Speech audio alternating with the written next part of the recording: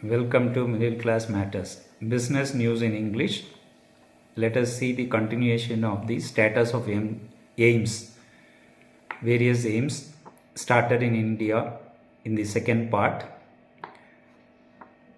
Despite what the Prime Minister says, not a single AIIMS set up under Prime Minister Narendra is fully functional even on today. Even the 4 AIIMS announced way back in 2014 are not yet fully functional.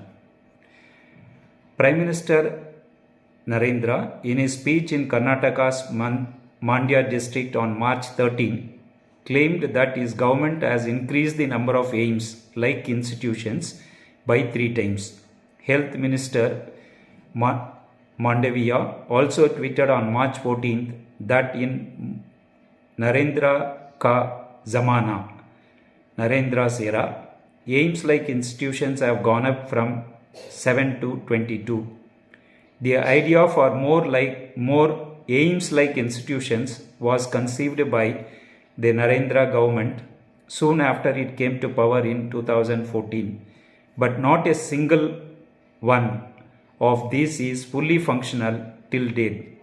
This was revealed by Health Minister Mandavia himself in a parliamentary reply given in the ongoing budget session.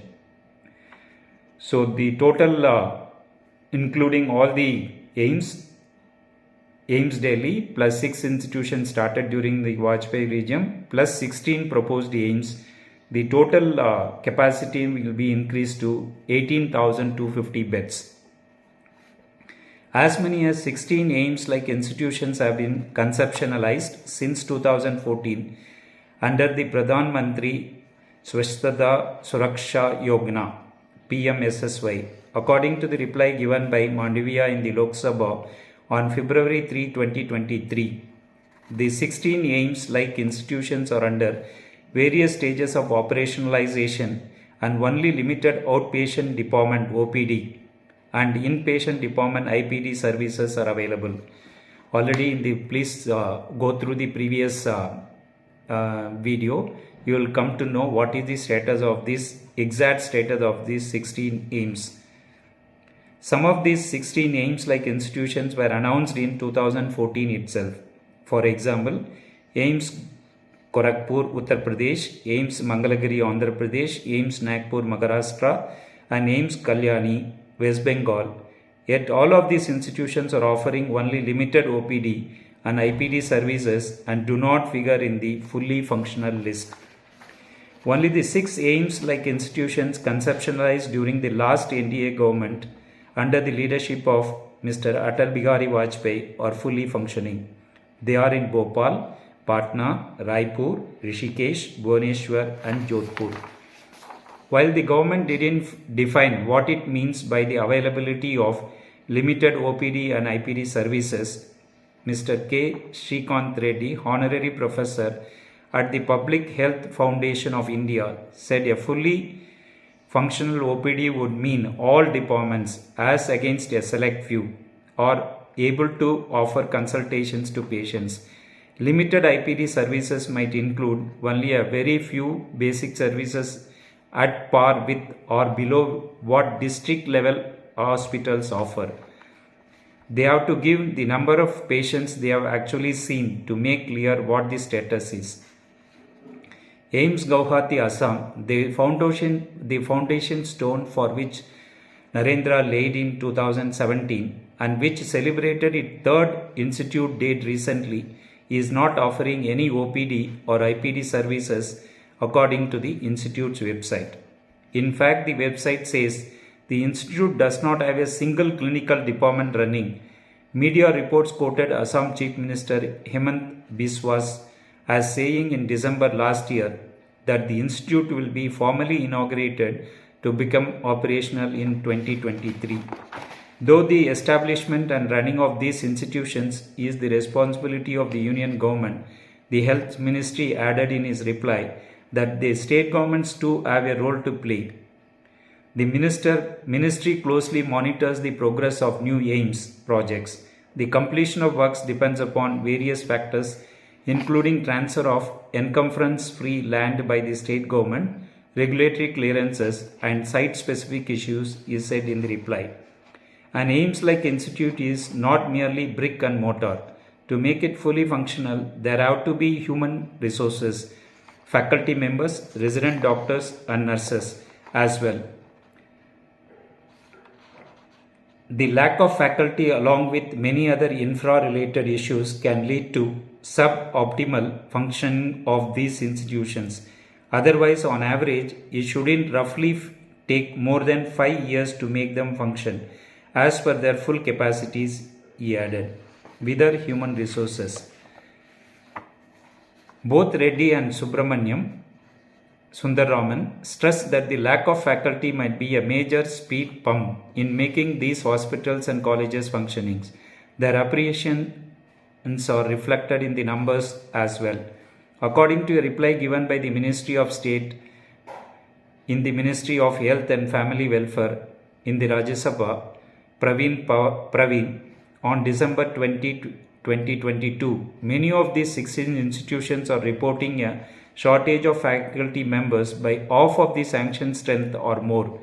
AIIMS Rajkot has 40 faculty members in place as against a sanctioned strength of 183. Even the situation of the 6 AIIMS-like institutions conceptualized under Vajpayee's regime and termed fully functional in Mandviya's reply is poor when it comes to faculty strength.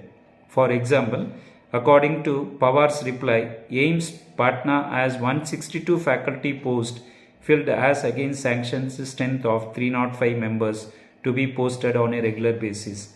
On the front of non-faculty posts, which may include resident doctors, nurses and paramedical staff, the situation is far worse in AIIMS Guwahati. For example, only 95 such posts are filled as against the sanctioned strength of 1026. In AIIMS Mangalagiri, conceptualized in 2014, the filled posts are 474 as against 1054. Answering a question on why these premier institutions are facing a high shortage of human resources, Pawar said in the Rajya Sabha on March 22, 2022, as high standards have to be maintained in selection, keeping in view the stature of these institutes of national importance, all the advertised positions could not be filled up. In another reply given in the Rajya Sabha on March 29, 2022, Pawar admitted that in order to have more faculty members, some of the posts of additional and associate professors have been downgraded to assistant professors so that people with less experience could also be taken on board. She added that the government was carrying out a slew of measures including temporary diversion of faculty members from one department to another on a loan basis and filling up of AIIMS posts by taking serving faculty members from other government medical colleges there on a deputation basis. However, what also seems to have hurt the prospects of these institutions is the government's productivity to employ doctors in AIIMS on a contractual basis. There are many advertisements up for recruitment in these institutions even now in such a format, even though a parliamentary committee report recommended strongly against this in 2015 about AIIMS Delhi. Contract employment leads to career insecurity for the individual and unstable workforce for the organization, as the contract employee has to search for new jobs constantly, it said. Contractual appointments should be discouraged as they distort the system goals by negatively affecting security and career development opportunities of employees, it added. AIIMS, as a matter of principle, does not allow doctors to practice privately. While this is a good idea, if on top of that one asks doctors to take up jobs in an insecure environment, why would they stick to them? He said many young doctors therefore might just want to gain experience in an AIIMS-like environment and quickly shift jobs. There is a need for centralized recruitment for all these institutions rather than on a piecemeal basis done by them individually. Ramifications of half-baked functioning. Amidst all these trials and tribulations, in a majority of these 22 AIIMS, MBBS courses are up and running. Roughly speaking, an MBBS course can be run if a college has anatomy, biochemistry, and physiology departments running, while offering basic training in surgery and gynecology and obstetrics, though this may not subscribe to the guidelines. Running MBBS courses in a not fully prepared medical college is bad news for patients and also harmful for students. And that is why we see many seats for these courses remain vacant in these premier institutions. Back to square one, why were these institutions conceptualized? Precisely one in each state, to better the healthcare systems in cities far away from the metros, strengthening the infrastructure and providing basic specialists at district hospitals and community health centers or CHGs as per mandated guidelines can also go a long way in achieving this aim at a primary level. The recently released Rural Health Statistics 2022 stated that there is an 80% shortfall in the required four basic specialists at CHGs in the country. So this is the status of AIIMS in our country.